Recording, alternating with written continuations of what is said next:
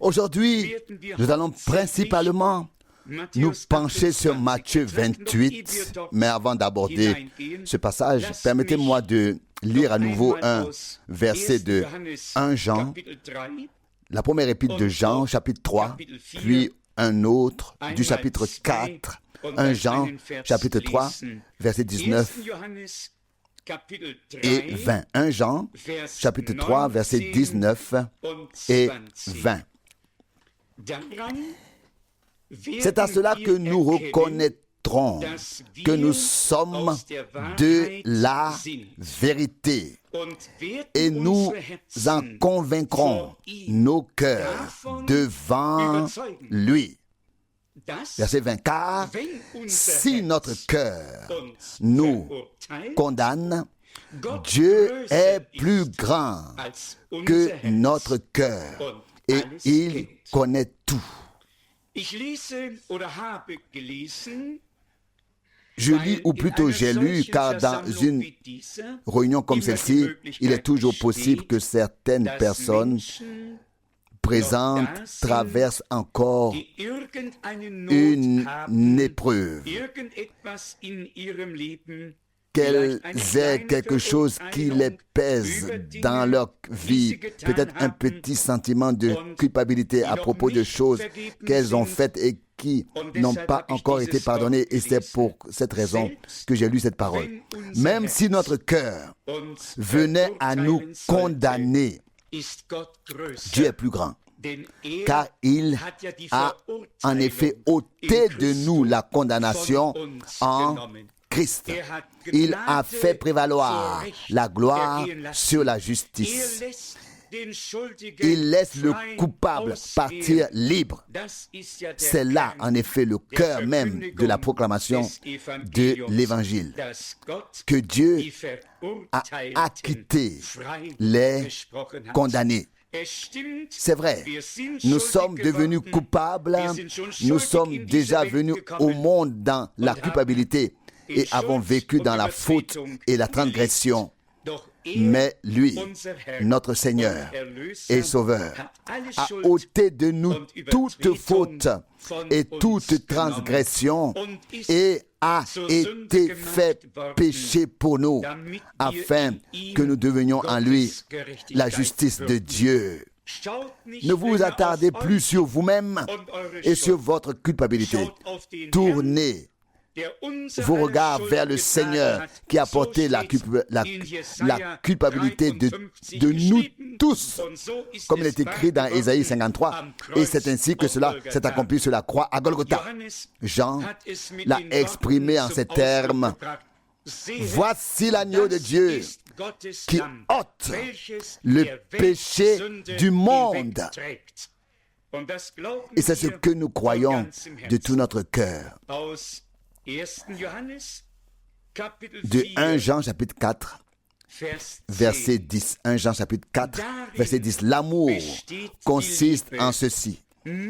Ce n'est pas nous qui avons aimé Dieu, mais c'est lui qui nous a aimés et qui a envoyé son Fils comme victime expiatoire pour nos péchés.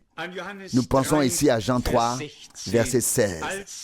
Car Dieu a tant aimé le monde qu'il a donné son Fils seul engendré de lui, afin que quiconque croit en lui ne périsse point, mais qu'il ait la vie éternelle. Passons maintenant à notre méditation et lisons à ce sujet l'Évangile selon Matthieu, chapitre 28. Nous pourrions en fait lire tout le chapitre puisqu'il traite justement de la résurrection. Commençons ici par le verset 5. Tout d'abord, les versets 5 et 6. Mais l'ange s'adressa aux femmes en ces termes. N'ayez pas peur, car je sais que vous cherchez Jésus, celui qui a été crucifié.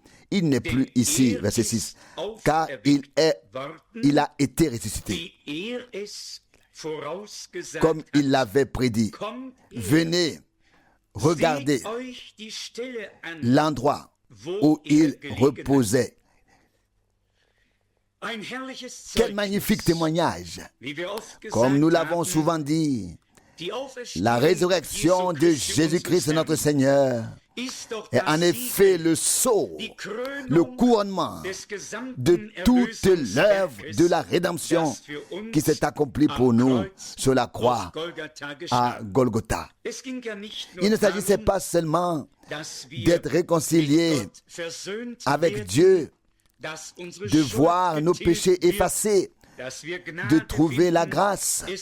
Il s'agissait de bien plus que cela. Il s'agissait de vaincre et de surmonter la mort et le diable, d'arracher l'aiguillon de la mort afin que l'on puisse dire depuis lors, aujourd'hui, encore et pour l'éternité: mort, où est ton aiguillon? Enfer, où est ta victoire?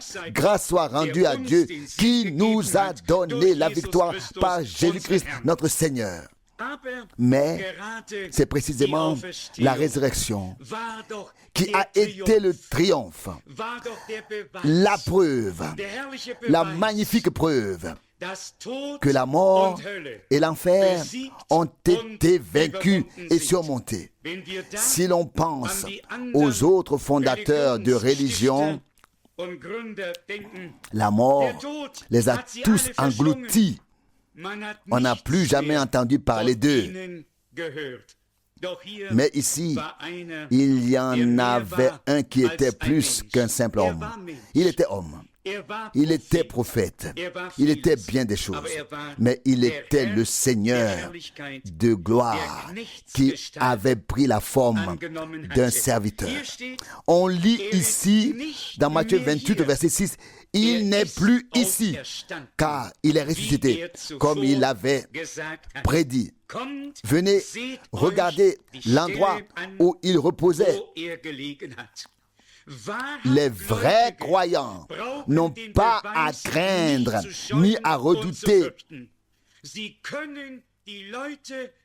cette preuve. Ils peuvent appeler les gens et dire: venez, voyez par vous-même, c'est vraiment arrivé. Nous nous en réjouissons. Venez regarder l'endroit où il reposait. À présent, il n'est plus ici. Il est ressuscité, comme il l'avait dit. Lisons maintenant les versets 7 et 8. Allez donc en hâte dire à ses disciples: il est ressuscité d'entre les morts, et il vous précède en Galilée. C'est là-bas que vous le reverrez. Souvenez-vous bien de ce que je vous ai dit. Verset 8. Elles s'éloignèrent alors en hâte du tombeau rempli à la fois de crainte et d'une grande joie. La crainte et la joie cohabitaient en elles. Verset 8. Et s'empressèrent de partir pour apporter la nouvelle, le message à ses disciples. Allez dire à ses disciples qu'il les précédera en Galilée. Non seulement il a dit qu'il ressusciterait, mais il a aussi indiqué où il rencontrerait ses disciples après sa résurrection. Nous allons le lire tout à l'heure, là où cela a été confirmé. Au verset 9 et 10, il est écrit, verset 9, « Et voici que Jésus vint à leur rencontre en disant, « Je vous salue. » Je me réjouis de cette phrase que nous venons de lire ensemble. Jésus vint à leur rencontre. Où y aurait-il sur terre un homme qui le cherche et vers lequel il ne viendrait pas à sa rencontre pour se laisser trouver par lui? Il est écrit: avant qu'ils ne me cherchent, je me laisserai trouver par eux. Isaïe 65, verset 1. Il est encore écrit, Jérémie 29, 13 à 14, et si vous me cherchez de tout votre cœur, je me laisserai trouver par vous. Il est écrit encore, Isaïe 55, verset 6, cherchez le Seigneur pendant qu'il se laisse trouver. Isaïe 55. Maintenant, je lis les versets 9 et 10. Et voici, Jésus vint à leur rencontre. Accueille cela aujourd'hui, reçois cela aujourd'hui comme une parole qui t'est adressée personnellement, mon cher frère, ma chère sœur. Crois qu'il vient déjà à ta rencontre, à toi aussi. Si tu es en chemin et que tu le cherches, sache aujourd'hui qu'il vient déjà à ta rencontre pour t'accueillir, pour te saluer, comme il est écrit ici. Verset 9, et voici, Jésus vint à leur rencontre en disant, je vous salue. Il nous salue encore aujourd'hui. Et il est écrit plus loin, alors ils s'approchèrent de lui, lui embrassèrent les pieds et se prosternèrent devant lui en l'adorant. Nous connaissons l'histoire de Jean 20 avec Thomas, lorsqu'il a pu mettre ses mains dans les marques des blessures du Seigneur. Il s'est alors écrié, mon Seigneur et mon Dieu. Le Seigneur lui a dit, bienheureux, bénis ceux qui n'ont pas vu et qui ont cru. Ici, certains ont vu le Seigneur ressuscité. Au verset 10, il est écrit, Jésus leur dit, alors, n'ayez pas peur, allez annoncer à mes frères qu'ils doivent se rendre en Galilée. C'est là-bas qu'ils me reverront. Mes chers amis, nous devons être là où le Seigneur nous a promis qu'il serait lui aussi et où nous pourrons le rencontrer. Dans l'Ancien Testament, Dieu avait indiqué où les événements devaient se produire, où il ferait résider son nom, ainsi que le moment et le lieu où il se révélerait à son peuple. À ce sujet, il a ajouté, c'est uniquement dans le lieu, Deutéronome 12, verset 11, dans le lieu que je choisirai, c'est uniquement dans le lieu, dans ce lieu-là, que je vous rencontrerai. C'est là que je vous parlerai. Nous devons comprendre que nous ne cherchons pas Dieu partout dans le monde, mais que nous le cherchons et le trouvons dans sa révélation personnelle qui s'est accomplie pour notre salut en Jésus-Christ, notre Seigneur. Car il est écrit, Dieu était en Christ, réconciliant le monde avec lui-même. Dans Matthieu 28, nous lisons maintenant à partir du verset 16. Matthieu 28, verset 16. Les 11 disciples se rendirent donc en Galilée, sur la montagne où Jésus leur avait donné rendez-vous. Auparavant, il avait d'ailleurs été dit à 2 reprises qu'il les rencontrerait en Galilée. Lisons maintenant, verset 16. Les 11 disciples se rendirent donc en Galilée, sur la montagne où Jésus leur avait donné rendez-vous. Verset 17. Et lorsqu'ils l'aperçurent, ils se prosternèrent devant lui. Mais certains avaient des doutes. Cela peut arriver. Soi-disant, Thomas avait lui aussi du mal à croire les autres, et ici même parmi ceux qui sont venus vers le Seigneur, il leur est incompréhensible, inconcevable que cela ait pu se produire. Et pourtant, c'était bien arrivé. Notre Seigneur est ressuscité d'entre les morts. Ce n'est pas une histoire, c'est la vérité. Et c'est pourquoi nous pouvons proclamer ces vérités bibliques avec une telle conviction. Il ne s'agit pas de nous, il s'agit de ce que Dieu a fait pour nous.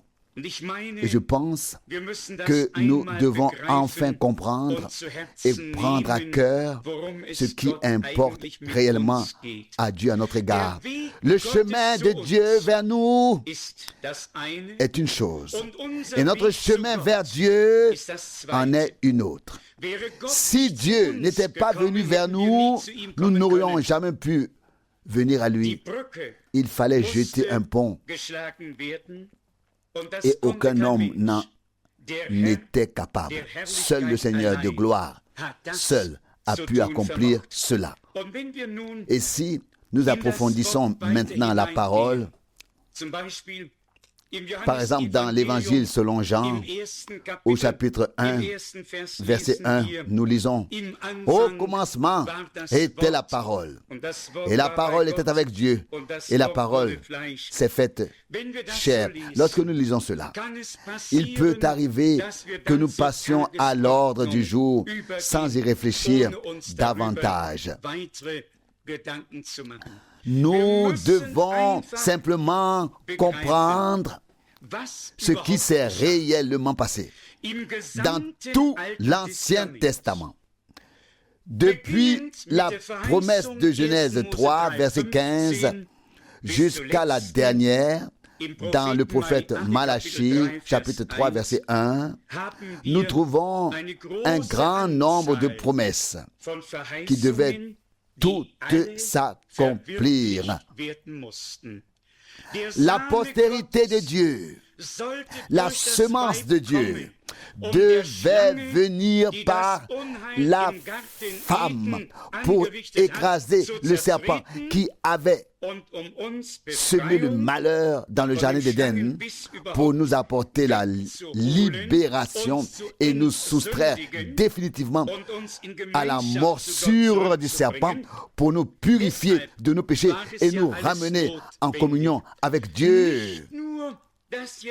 C'est pourquoi tout cela était nécessaire, non seulement la parole, le logos, qui est issu au commencement de qui était sorti au commencement de la plénitude originelle de Dieu, le Seigneur, agissant et parlant. Yahvé s'est fait chair. C'est lui qui s'est fait chair. En lui, la parole faite chair. Toute autre parole qui faisait référence à lui, c'est fait chair et est devenu par lui une réalité divine ici-bas, sur cette terre. Comment exprimer cela avec l'aide de Dieu? Lisons quelques passages bibliques avant de revenir à Matthieu 28. Dans Ésaïe, chapitre 7, verset 14. Ésaïe, chapitre 7, verset 14. C'est pourquoi le Seigneur lui-même vous donnera un signe. Voici, la Vierge sera enceinte et enfantera un fils qu'elle nommera Emmanuel. Dieu avec nous. C'était une promesse. Cette promesse s'est accomplie en Jésus-Christ, notre Seigneur. On peut le lire dans l'Évangile selon Luc et dans l'Évangile selon Matthieu. Ce qui est écrit ici a été confirmé. Ésaïe chapitre 9, versets 5 et 6. Car un enfant nous est né, un fils nous est donné, et la domination reposera sur son épaule.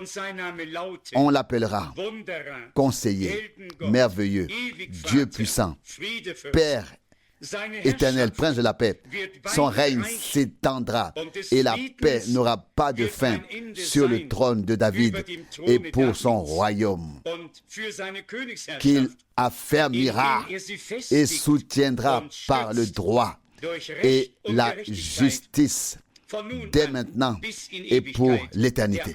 C'est la ferveur du Seigneur des armées qui accomplira cela.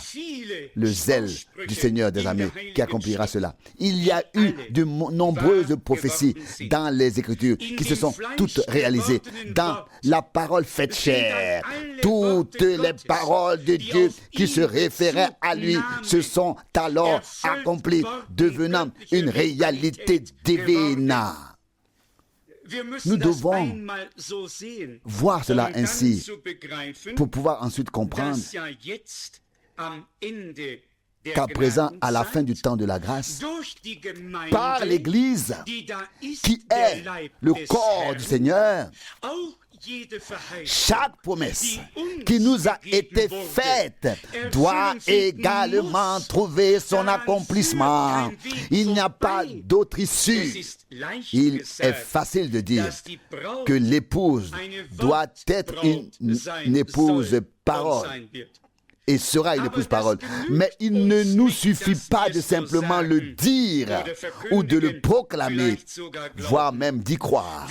Nous devons l'attendre et en faire l'expérience personnellement. L'Écriture qui nous a été promise doit trouver son accomplissement et sa confirmation. Donc l'écriture qui nous a été promise doit trouver son accomplissement divin et sa confirmation divine à travers nous. L'avons-nous compris?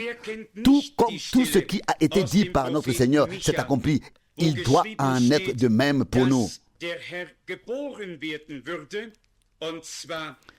Qui ne connaît pas le passage du prophète Michée où il est écrit que le Seigneur naîtrait et ce à Bethléem? Je ne ferai que lire très brièvement ce passage sans m'y attarder davantage. Michée chapitre 5, verset 1. Michée chapitre 5, verset 1. Et toi, Bethléem, Ephrata, bien que tu sois la plus petite parmi les villes de Juda, c'est de toi que sortira celui qui sera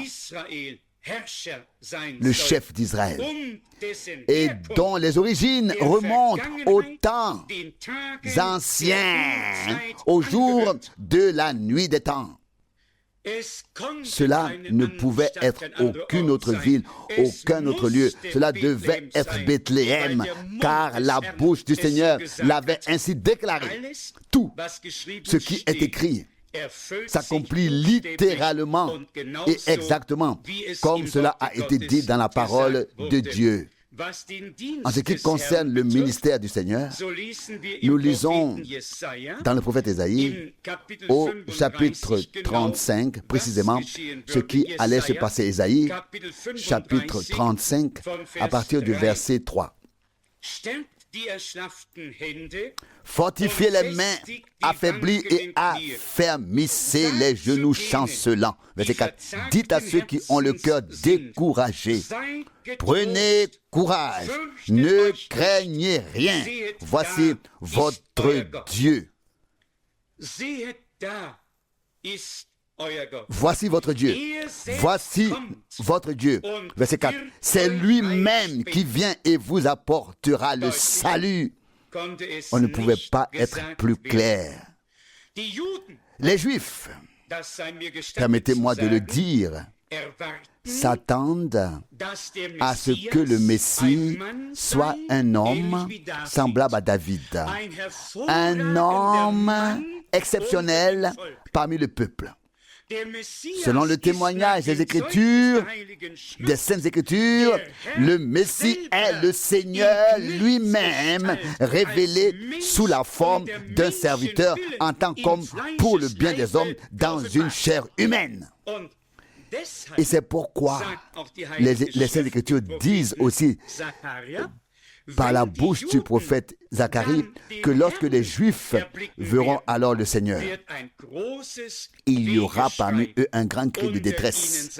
de lamentation. Ce sera des pleurs et des lamentations. Je vous le lis dans le prophète Zacharie au chapitre 12.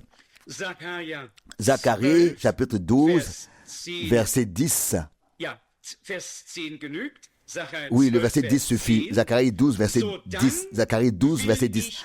Alors je répandrai sur la maison de David et sur les habitants de Jérusalem un esprit de grâce. L'esprit de grâce et de supplication, afin qu'ils regardent vers celui qu'ils ont transpercé et qu'ils pleurent sur lui comme on pleure sur un fils unique et qu'ils se lamentent amèrement sur lui comme on se lamente sur le premier-né. Nous ne nous attarderons pas ici sur cette pensée, mais ce sont encore les scribes qui n'ont pas reçu la révélation par l'Esprit. Qui parmi nous a écouté attentivement lorsque nous avons lu Ésaïe chapitre 9, versets 5 et 6. Il ne suffit pas de lire, il faut aussi assimiler, recevoir, accueillir et comprendre ce que l'on lit, car un enfant nous est né, un fils nous est donné, et la domination reposera sur son épaule. Et ensuite, il nous est dit, qui est cet enfant? On lit alors dans Ésaïe 9, verset 5, conseiller, merveilleux, Dieu, puissant, Père, éternel, Prince de la paix. Et à cela, nous disons Amen, comme à toutes les autres paroles de Dieu. Dans Ésaïe 35, juste les versets suivants, Ésaïe 35, à partir du verset 5, concernant le ministère du Seigneur.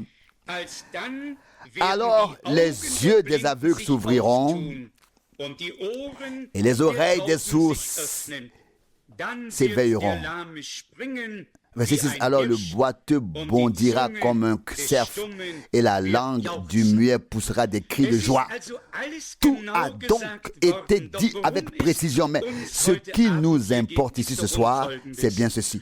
Et il ne suffit pas seulement de savoir que les prophètes l'ont dit ainsi ou que Dieu l'a déclaré par leur intermédiaire, mais bien que cela s'est réalisé. La promesse, l'annonce contenue dans la parole a coïncidé à 100% avec son accomplissement effectif. Cela a coïncidé à la perfection. Quiconque travaille dans le secteur de l'imprimerie sait ce que signifie l'expression à la perfection.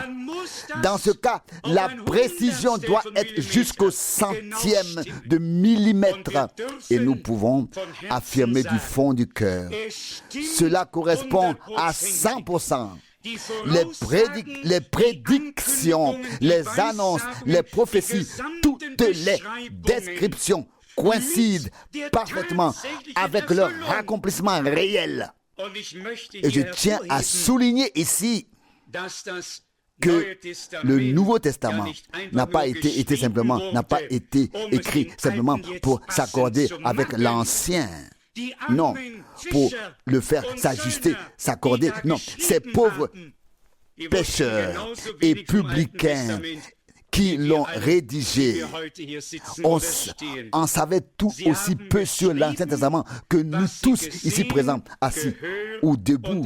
Ils ont écrit ce qu'ils avaient vu, entendu et vécu. L'Ancien Testament, comme nous le lisons encore dans l'Évangile selon Luc, au chapitre 24, leur était encore caché. Ils ne savaient absolument pas ce qui se passait. Et c'est alors seulement que le Seigneur leur a ouvert l'esprit, la compréhension, le sens, qu'ils pour qu'ils comprennent, donc la compréhension pour les Écritures, pour qu'ils comprennent les Écritures. Puis il se mit à leur expliquer à partir de Moïse et de tous les prophètes ce qui venait de se produire et s'était accompli. Donc personne n'a eu besoin d'adapter quoi que ce soit.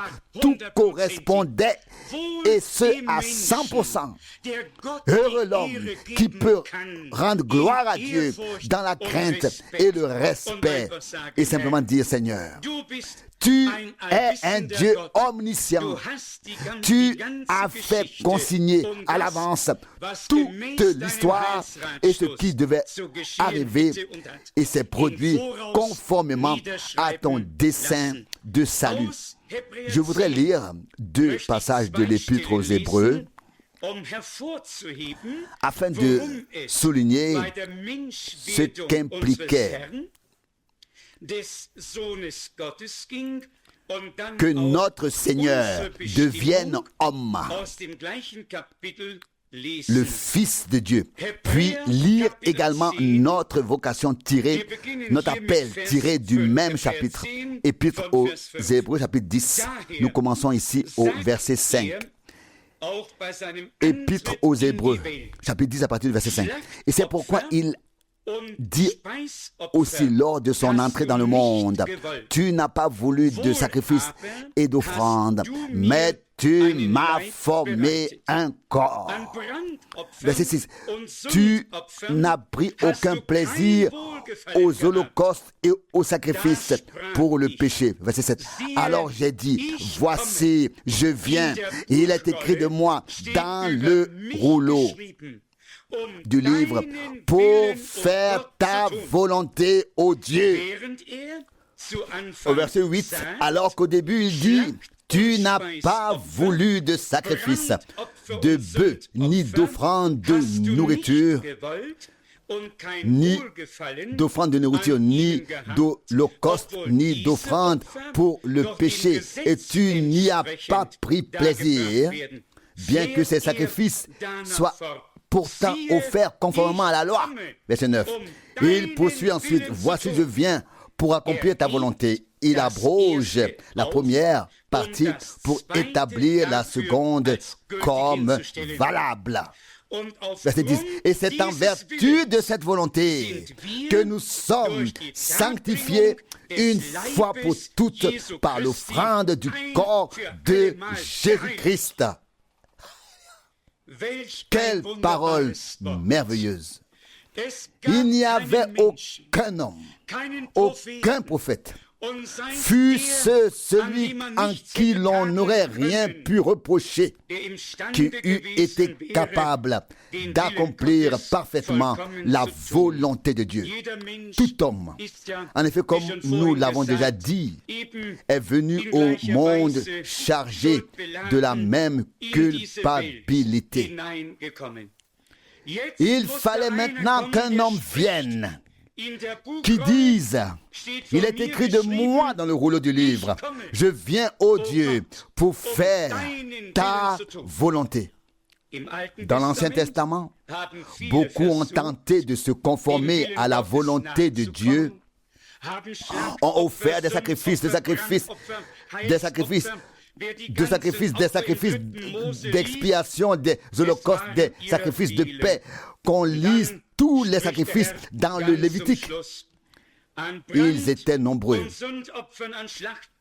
Puis, tout à la fin, le Seigneur dit, je n'ai pris aucun plaisir aux holocaustes et aux sacrifices pour le péché, ni aux sacrifices d'expiation. Et c'est alors que le Rédempteur intervient, notre Seigneur, l'agneau de Dieu, et dit, voici je viens pour faire ta volonté, ô Dieu. La volonté de Dieu était que tous les hommes soient aidés, que tous soient sauvés et que tous parviennent à la connaissance de la vérité.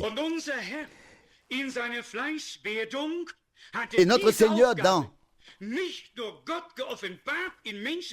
dans son incarnation, avait pour mission non seulement d'être Dieu, révélé sous une forme humaine, mais aussi en tant que fils de l'homme et fils de Dieu, d'être obéissant ici-bas jusqu'à la mort sur la croix, d'accomplir la volonté de Dieu à 100%, sans réserve. C'est ainsi que cela s'est passé. Et pour cela, nous sommes reconnaissants envers Dieu. C'est ce qui est écrit ici, au verset 10 de Hébreux 10. Et c'est en vertu de cette volonté que nous sommes sanctifiés une fois pour toutes par l'offrande du corps de Jésus-Christ. Réjouissez-vous donc de cela. La rédemption est bel et bien accomplie. Il suffit simplement d'accepter ce que Dieu a déjà accompli. C'est accompli. C'est fait. Dans l'Ancien Testament, il est écrit, je t'ai racheté. Je t'ai appelé par ton nom. Tu es à moi. Oui, mais dans le Nouveau Testament, nous pouvons l'affirmer avec une certitude encore plus grande. Golgotha est bel et bien une réalité divine. Et ainsi, nous pouvons accueillir le Seigneur comme notre Rédempteur par la foi. Puis nous exclamer avec Paul, Christ est ma vie et mourir est mon gain. On nous parle ici de la volonté de Dieu que notre Seigneur et Rédempteur a accompli. Au verset 36 et 37, nous sommes exhortés à accomplir la volonté de Dieu. Hébreux 10, versets 36 et 37. Car il vous faut de la persévérance afin qu'après avoir accompli la volonté de Dieu, vous obteniez le bien promis. Car il ne reste plus qu'un peu de temps, très peu de temps, puis viendra celui qui doit venir et il ne tardera pas. Nous constatons qu'avant le retour du Seigneur, par l'Église du Dieu vivant, la volonté de Dieu doit encore s'accomplir sur terre, encore une fois, comme elle s'accomplit au ciel. Beaucoup prient que ta volonté soit faite comme au ciel, aussi sur la terre. Mais ils ne connaissent pas la volonté de Dieu. Ils sont en quelque sorte liés à des religions, à des traditions et n'ont pas encore fait l'expérience de Dieu d'une manière personnelle. D'où l'importance de la proclamation de l'Évangile afin que les hommes soient amenés à une relation personnelle avec Dieu, qu'ils vivent leur conversion personnelle, qu'ils fassent l'expérience d'un renouveau et d'une nouvelle naissance pour ainsi être en communion avec Dieu. Il y a ensuite une autre parole dans l'Évangile selon Jean, au chapitre 4, où il est question de la nourriture. Et Jésus dit en Jean 4, verset 34, ma nourriture, Jean 4, verset 34, ma nourriture, c'est que je fasse la volonté de celui qui m'a envoyé et que j'accomplisse son œuvre. Si nous prenons également en compte la parole de Matthieu 4, verset 4, l'homme ne vit pas seulement de pain, mais de toute parole qui sort de la bouche de Dieu. Cela ne doit pas rester au stade de la simple réflexion. La parole de Dieu doit devenir une réalité dans notre vie, car c'est ainsi que cela s'est passé dans la vie de notre Seigneur et Sauveur et Rédempteur. Ma nourriture, verset 34, Jean 4, c'est de faire la volonté de celui qui m'a envoyé et d'accomplir son œuvre. Dans le chapitre 7 de l'Évangile selon Jean,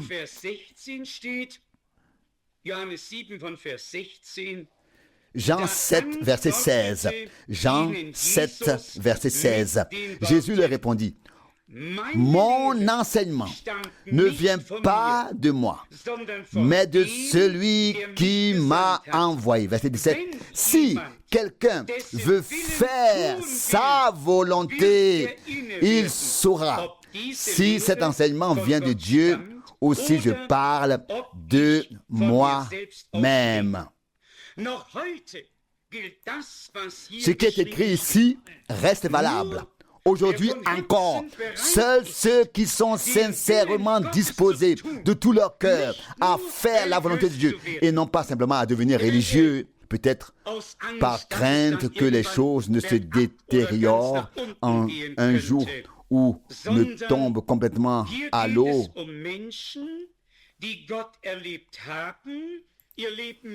Mais il s'agit ici de personnes qui ont fait l'expérience de Dieu, qui ont mis de l'ordre dans leur vie avec lui et dans la mesure du possible avec les autres et qui n'ont plus qu'un seul désir, être trouvés dans la parfaite volonté de Dieu. Et ce sont celles à qui Dieu révélera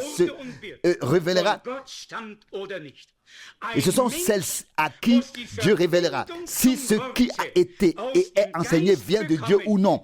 Un homme doit établir le lien avec la parole à partir de l'Esprit qui a inspiré et dicté cette parole. Et ça, c'est le Saint-Esprit. Ainsi, aucun homme ne peut enseigner à un autre, mais comme mentionné précédemment, il est écrit dans l'Ancien et le Nouveau Testament, ils seront tous enseignés par Dieu. Tous. Lorsque nous sommes assis dans une telle salle, la première question qui se pose à ceux qui viennent pour la première fois, est pourquoi encore un nouveau courant? Pourquoi pas les communautés religieuses traditionnelles ou les communautés chrétiennes, dites chrétiennes? Il faut simplement le dire clairement sans porter de jugement.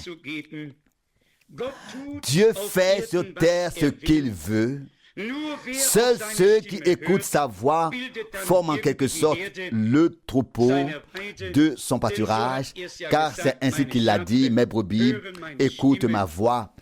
Et Dieu n'habite pas dans des temples construits de mains d'hommes. Il habite dans le cœur de ceux qui lui ont donné leur cœur. Il s'agit de pouvoir proclamer la parole de Dieu dans sa forme et selon son esprit d'origine, sans condition ni réserve. Et si nous affirmons aujourd'hui ici que cela n'est justement pas possible partout et dans toutes les communautés religieuses, alors vous, mesdames et messieurs et chers amis, nous croirons tout simplement du fond du cœur que ce n'est pas possible.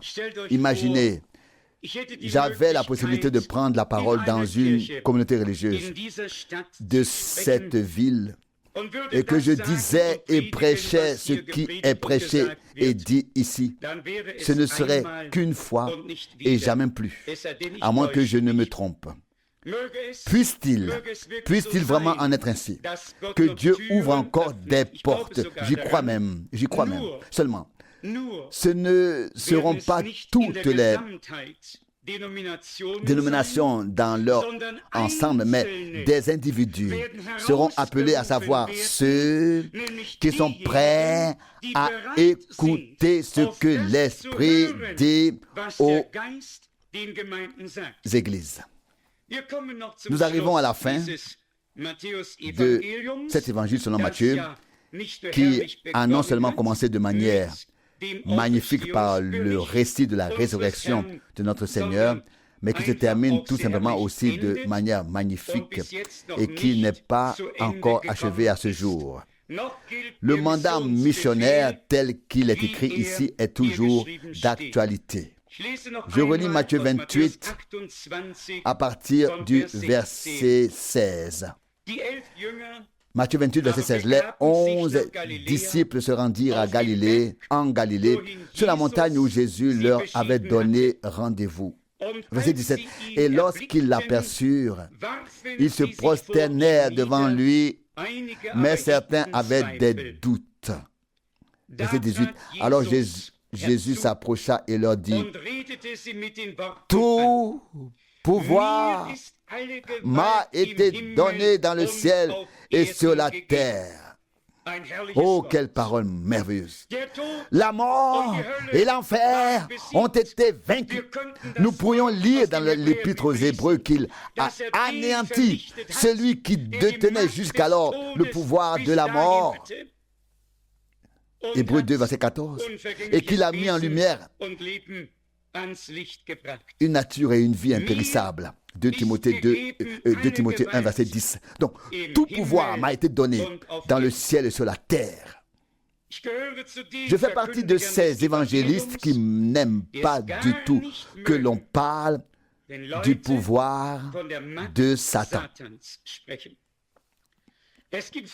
Beaucoup ne cessent de dire à propos de Satan, Satan a fait ceci, Satan a fait cela. Et dans l'ensemble, Satan n'a pas fait grand-chose. Ce qui a été fait, c'est probablement nous-mêmes qui l'avons fait. Mais on s'attarde sans cesse sur Satan. Laissez-le donc tranquille. Ne vous occupez pas de lui. Ne le mentionnez même pas.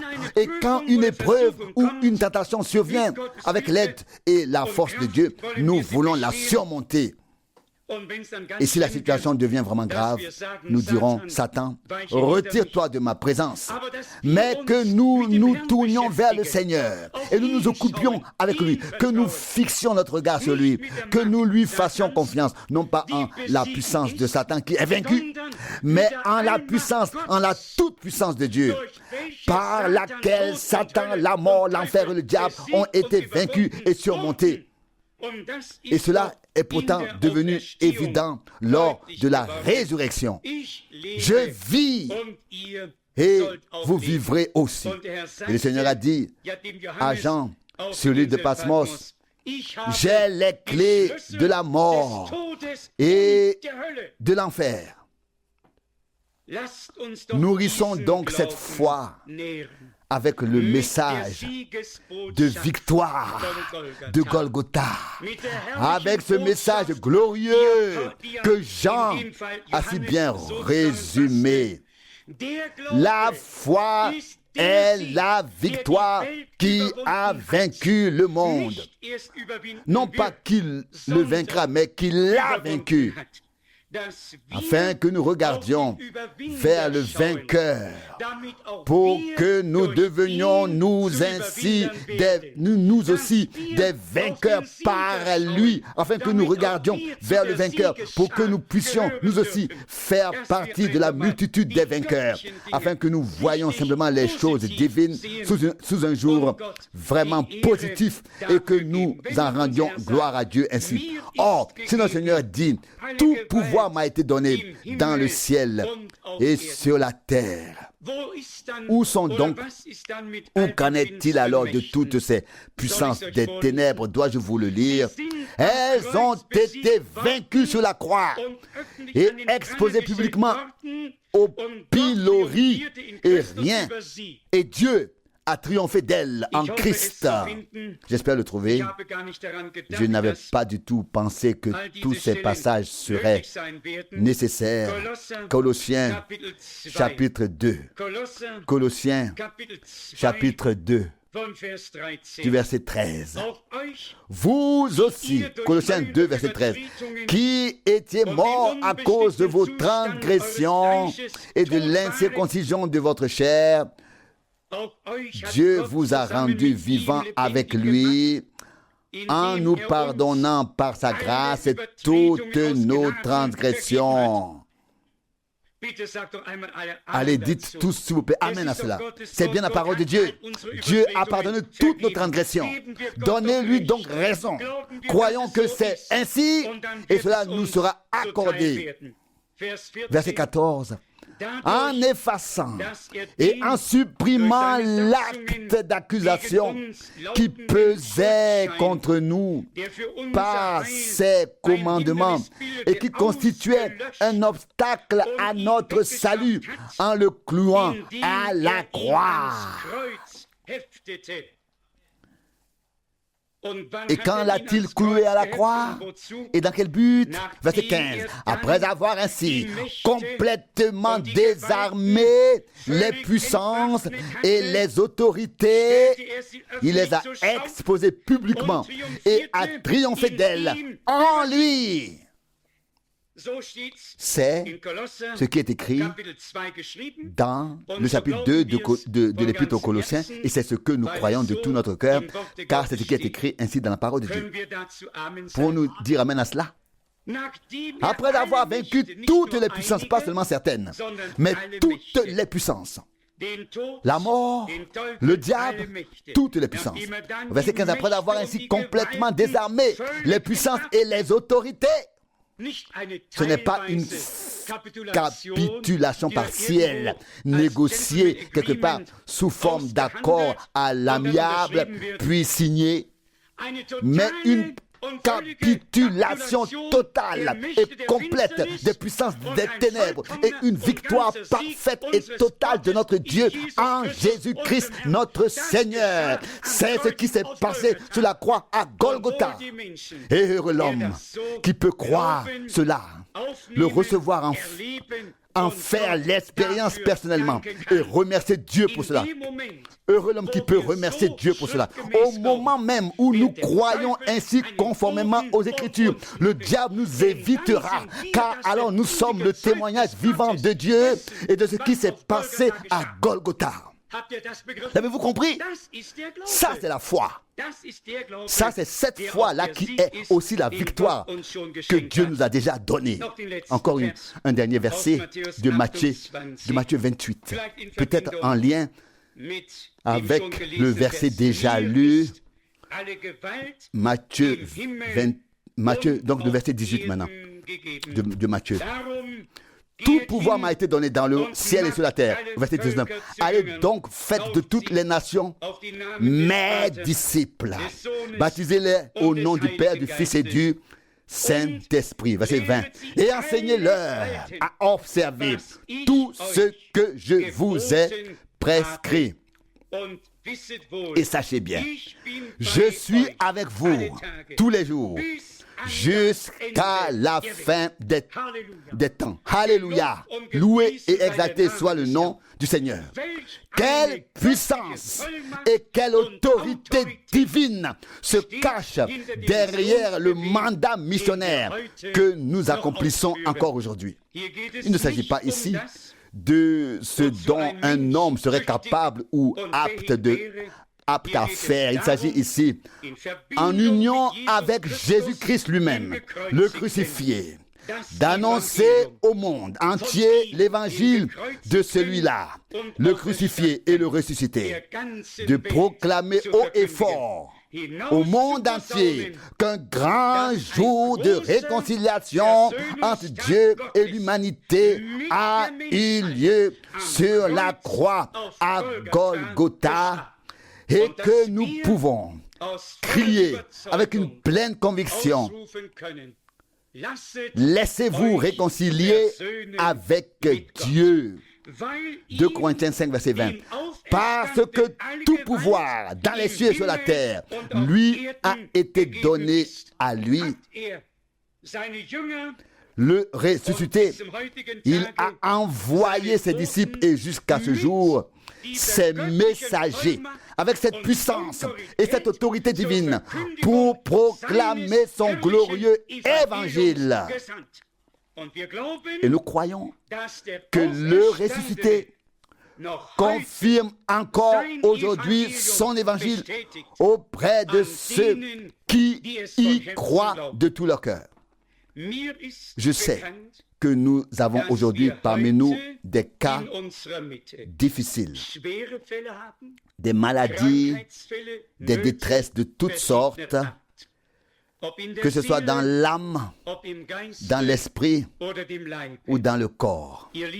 Mes chers amis, rendons aujourd'hui honneur au Seigneur par la foi, en disant simplement oui du fond du cœur à ce que Dieu a accompli en Christ sur la croix à Golgotha. Il a racheté nos vies de la perdition. Il nous a couronnés de grâce et de miséricorde. Il guérit où il a guéri toutes nos infirmités. Il a pardonné toute faute et tout péché. Psaume 103, versets 3 à 4. Il ne nous reste qu'une chose à faire, c'est de l'accueillir et l'accepter et le remercier de tout cœur pour cela. Matthieu 28 est un chapitre magnifique. Le ressuscité est venu ici à la rencontre des hommes. Si je peux me permettre de le souligner encore une fois pour conclure, accueillez-le et acceptez-le, je vous en prie. Aujourd'hui encore, il vient à ta rencontre et à la mienne. Comme nous l'avons lu ici dans la parole de Dieu, verset 9, et voici que Jésus vint à leur rencontre en disant, je vous salue. Il ne fait aucun reproche. Il ne vient pas pour blâmer. Il n'est pas un pharisien qui dirait celui-ci a fait ceci ou cela. Il vient pour pardonner, pour accorder la grâce, pour offrir le salut.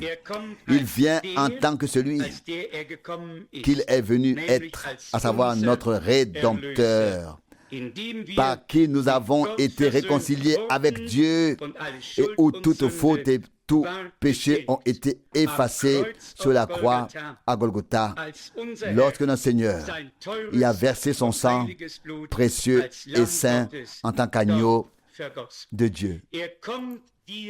Il vient à ta rencontre. N'attends pas de notre Seigneur qu'il soit comme les hommes. Les hommes font des reproches, évoquent ceci ou cela. Notre Seigneur nous salue. Il dit, je vous salue. Alors ils s'approchèrent de lui, verset 9, lui embrassèrent les pieds et se prosternèrent devant lui en l'adorant. Il ne nous reste plus à toi et à moi qu'à l'étreindre,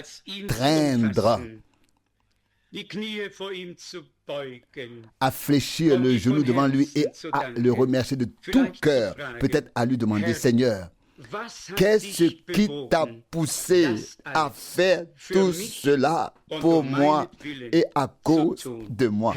Seigneur, qu'as-tu vu à moi pour penser à moi? Et à cet instant même, les larmes nous montent aux yeux. Le repentir et la repentance s'installe. Nous venons vers le Seigneur et lui disons, pardonne-moi, aie pitié de moi, pécheur, et accueille-moi, accepte-moi comme ton bien, ta propriété. Aujourd'hui encore, la magnifique annonce de l'évangile de Jésus-Christ retentit comme il y a près de 2000 ans. Et nous aussi, nous pouvons aujourd'hui faire l'expérience de cette rencontre avec lui, le ressuscité. Crois-le. Crois-le, il vient à la rencontre de ceux qui se sont mis en route pour le chercher et le trouver. Il vient déjà à leur rencontre. Si nous sommes ici aujourd'hui pour le trouver, alors nous pouvons être sûrs qu'il vient à notre rencontre. Accueille et accepte cela de manière tout à fait personnelle et dis, Seigneur, je crois que tu es mort pour moi sur la croix à Golgotha. Je crois que Dieu était en Christ et qu'il a réconcilié avec lui-même le monde auquel j'appartiens. J'accepte cette réconciliation pour moi personnellement comme un don de grâce de Dieu. Et vous verrez comment la paix céleste fera son entrée dans votre cœur, de sorte que l'on pourra chanter comme le chante ce cantique quand la paix avec Dieu imprègne mon âme. Alors le cœur exulte et se réjouit. Il est ressuscité. Venez, regardez l'endroit où il reposait. Il n'est plus ici. Il est ressuscité. Il vit. Et parce qu'il est ressuscité et que son tombeau est vide, nous ressusciterons nous aussi. Et les tombeaux de ceux et les tombes de tous ceux qui se sont endormis en Christ seront toutes vides. Il y aura une glorieuse résurrection pour tous ceux qui nous ont déjà précédés et une glorieuse transformation pour tous ceux qui vivent avec le Christ. Et ensemble, nous serons alors enlevés avec eux à la rencontre du Seigneur et Sauveur dans les airs pour être toujours avec lui, auprès de lui. Dans tout le calendrier annuel, il n'y a pas de période plus grande et plus glorieuse que le temps de Pâques. Elle nous rappelle ce qui s'est passé il y a près de 2000 ans, ce qui était indispensable au salut et que nul ne peut ignorer s'il souhaite venir à Dieu. Quiconque ignore ce que Dieu a accompli ici-bas en Christ pour notre salut passe à jamais à côté de Dieu pour toute éternité. Il n'y a qu'un seul qui ait pu dire: je suis le chemin, la vérité et la vie. Nul ne vient au Père que par moi. Et qu'il nous soit donc accordé aujourd'hui de ne pas chercher un chemin qui passe à côté de Dieu, mais le chemin, la vérité et la vie qui viennent de Dieu et qui ramènent à Dieu. Par grâce, nous avons le privilège d'en faire partie et nous souhaitons que beaucoup d'autres encore trouvent le Seigneur et fassent eux aussi l'expérience de l'amour et de la grâce de Dieu afin d'atteindre le salut comme cela nous a été promis et confirmé dans la parole de Dieu. Que la bénédiction du Dieu Tout-Puissant repose sur nous tous avec toute sa puissance. Puisse aujourd'hui, en cette heure, la réalité divine de ce qui s'est passé à Golgotha puisse jusqu'au dimanche de Pâques nous apparaître de manière vivante et actuelle, afin que nous puissions simplement dire: Seigneur, tu m'as racheté. Tu as vaincu toute la puissance de Satan. Tu as pu ensuite dire: tout pouvoir m'a été donné dans le ciel et sur la terre. Et nous croyons que toute autorité lui appartient et qu'il a vaincu toutes les puissances, y compris celle de la mort. C'est pourquoi nous n'avons pas à craindre, mais à croire en celui qui a dit: celui qui croit en moi vivra même s'il meurt. Amen. Que Dieu accomplisse cela en chacun de nous par sa grâce. Amen. Nous inclinons la tête. Nous restons en prière silencieuse devant Dieu. Peut-être y a-t-il parmi nous quelqu'un qui souhaite exprimer la requête qui lui tient à cœur, en levant puis en baissant la main simplement pour que nous prions avec lui. Merci, merci, merci. Merci, merci, merci, merci, merci, merci. Merci, Dieu voit les mains, il voit les cœurs, il sait de quoi il s'agit. Vous n'avez pas besoin de le dire. Il sait de quoi il s'agit. Croyez maintenant qu'il vient déjà à votre rencontre pour vous parler, pour vous saluer et vous donner ce que vous lui demandez, ce dont vous avez besoin, que ce soit dans l'âme, dans l'esprit, dans le corps, sur le plan terrestre, spirituel, quoi que ce soit, Dieu est présent.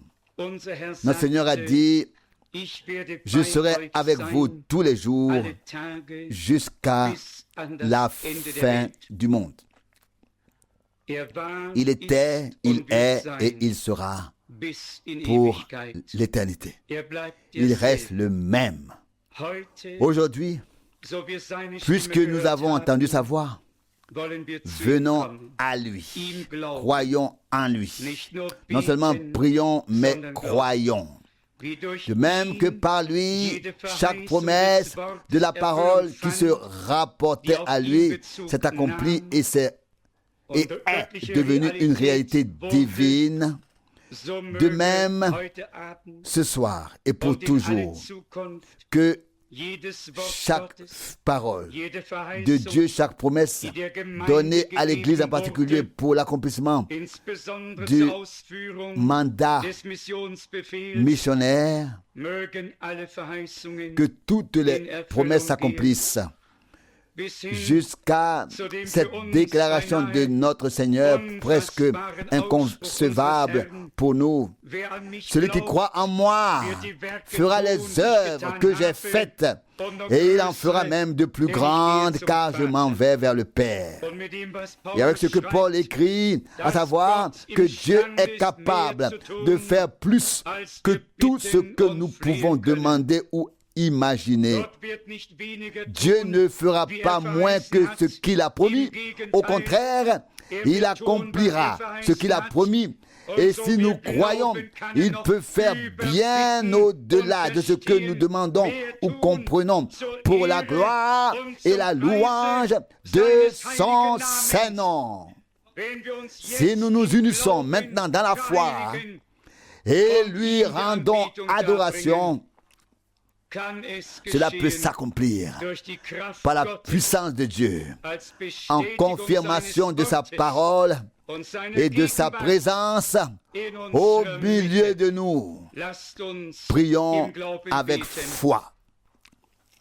Seigneur notre Dieu, c'est avec respect que nous sommes ici rassemblés devant ta sainte présence. Nous croyons au témoignage des Écritures. Nous croyons que tout s'est passé tel qu'il nous a été rapporté. Chaque promesse s'est accomplie, y compris celle du prophète Osée. Mort, je serai pour toi une peste. Du royaume des morts, je les délivrerai. Osée 13, verset 14. Tu l'as fait. À toi soit la gloire, la grâce.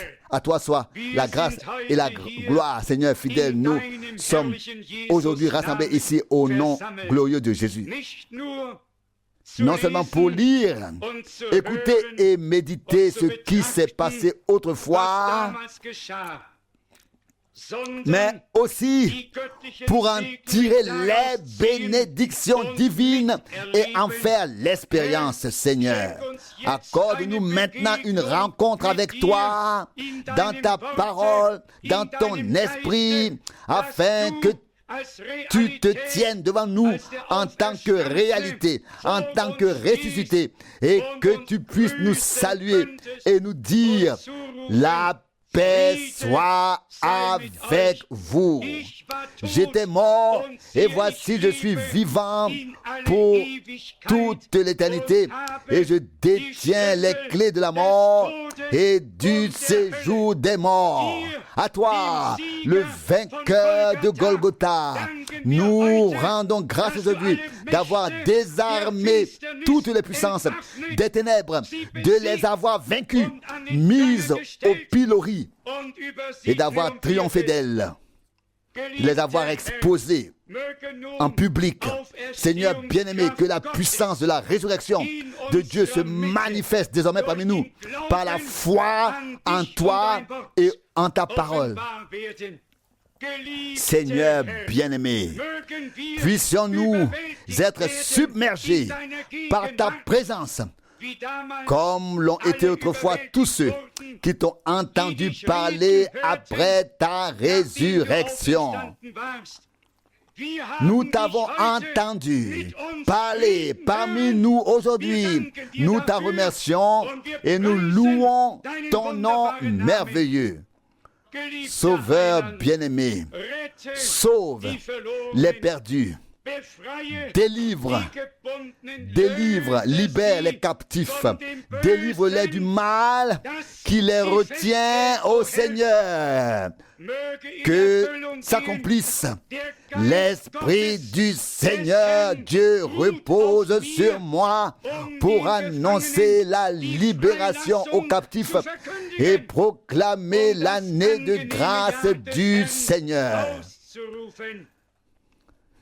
Dieu fidèle, nous te remercions maintenant ensemble de nous avoir exaucés, que les perdus aient trouvé le salut, que les malades aient été guéris et que ceux qui étaient liés puissent être libérés. Car il est écrit, si le Fils vous a franchi, vous serez réellement libres. Seigneur, en ton nom, nous proclamons la liberté que tu nous as apportée et le salut que tu nous as donné. À toi, Dieu Tout-Puissant, soit la louange et l'honneur, la gloire et l'adoration, maintenant et pour toute l'éternité. Alléluia. Amen.